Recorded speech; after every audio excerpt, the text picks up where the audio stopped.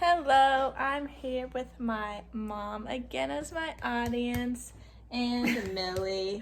Millie, look at the camera. Millie! There.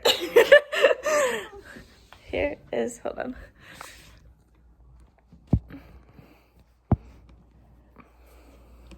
There you go.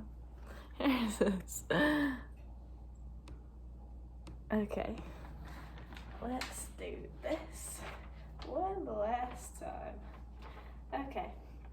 My first memory of my grandma comes when I was 3 or 4 years old. I was outside playing in the yard when I flipped over a piece of rotting wood. But then a bug jumped out and stung me. And as I was really afraid of bugs, I ran inside really upset.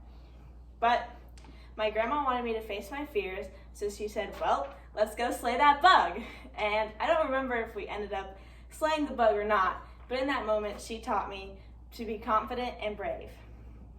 In addition to bravery, my grandma continues to be a role model for health, nutrition, exercise, strength, independence, and in caring for her family.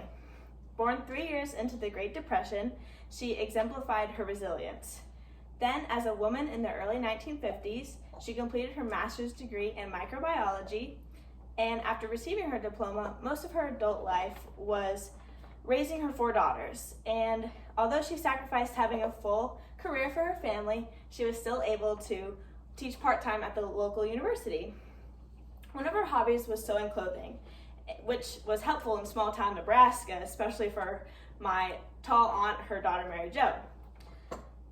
She continued to sew for her daughters and grandkids, and one of the memorable pieces that she sewed for me was a bathing suit that needed to be adjusted. My grandma gardened in Nebraska, and after moving to California, she had garden plots in her backyard where she was able to spread the fun of gardening to her grandkids. Along with the fun of gardening, my grandma also passed along the importance of health, nutrition, and exercise. Growing up, she was a swimmer, and as an adult, she continued to lap swim, but also tandem bicycles with my grandpa, practices Pilates, and even picked up dancing at age 58.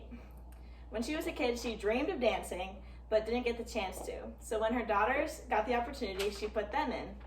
Then, at age 58, she and my grandpa were able to start country western partner dancing competitively. Even though she is an older grandma, her spunk and sense of adventure continued and continues to shine through.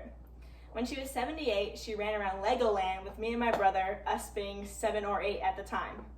Another thing she passed along to her kids and inevitably grandkids was a love for camping and hiking. Even at 78, she tent camped with all of her kids and grandkids. Now at 88, after a partial hip replacement and pneumonia, she's worked really hard to get her strength and mobility back and continues to work really hard to maintain her health. As my grandpa is legally blind, my grandma is the eyes for both of them and doing most of the upkeep around the house, guiding them on their tandem bike and everywhere else they go. I don't get to see my grandma very often as she and my grandpa live in California and I live in Florida, but despite the distance between us, her spunk and sense of adventure continue to inspire me and the rest of our family. And one day when I'm a grandma, I know I'll use her example for guidance and reassurance.